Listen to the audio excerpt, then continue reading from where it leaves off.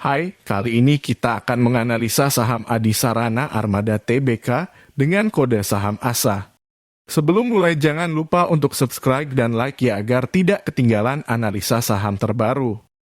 Pertama kita akan mulai membahas laporan keuangannya. Kita akan mulai dari menganalisa penjualan dari perusahaan ASA ini. Dari segi pertumbuhan. Jika kita bandingkan dengan tahun sebelumnya, penjualan perusahaan ini pada Q3 2021 sebesar 4,36 T mengalami kenaikan sebesar 43,1% menjadi 6,2 pada Q3 2022.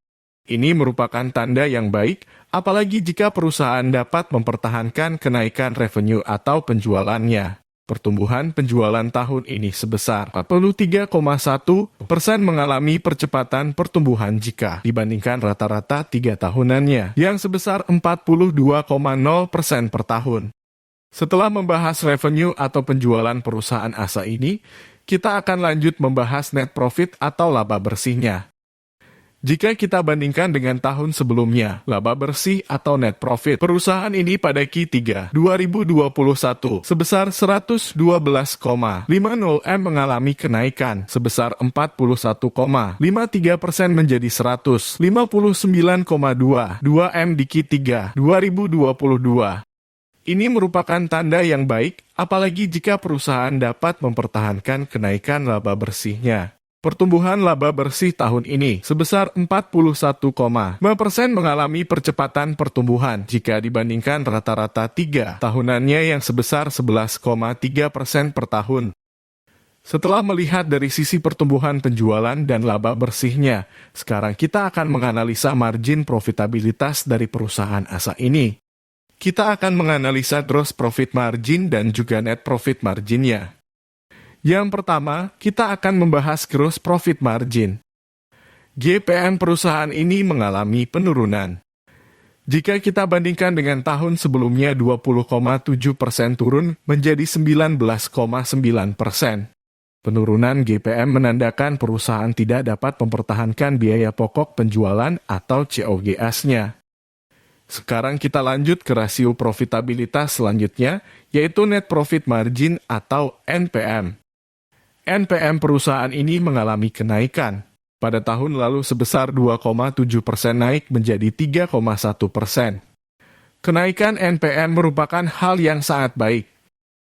Sekarang kita akan membahas rasio terpenting yaitu return on equity. Return on equity tahun ini mengalami kenaikan, tahun lalu sebesar 6,2% dan pada tahun ini naik menjadi 11,7%. Return on equity dari perusahaan ASA ini sebesar 11,7% namun memiliki liabilitas yang cukup tinggi. Sehingga perlu dicek lebih lanjut apakah perusahaan ini sehat atau tidak.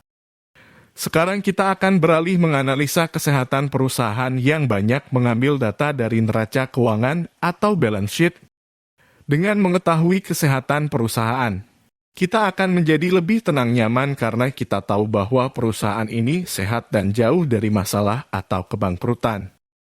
Set lancar, atau aset yang dapat dicairkan dalam waktu kurang dari 1 tahun, dapat melunasi seluruh liabilitas jangka pendek perusahaan atau liabilitas yang jatuh tempo kurang dari 1 tahun.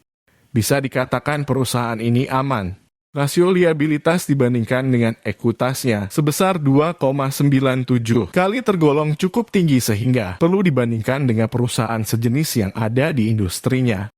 Dan perlu dipelajari lebih dalam. Sekarang kita akan menganalisa hutang berbunga dari perusahaan ASA ini. Rasio hutang berbunga dibandingkan dengan ekuitasnya sebesar 2,38 kali tergolong cukup tinggi. Perlu lebih berhati-hati dan perlu dianalisa lebih dalam. Sekarang kita akan membahas tentang harga sahamnya. Seperti cara investasi Terry Smith. Yang pertama hanya beli perusahaan yang bagus. Kedua jangan membayar kemahalan dan yang terakhir kita hanya perlu menunggu. Valuasi penting untuk mencegah kita membayar kemahalan.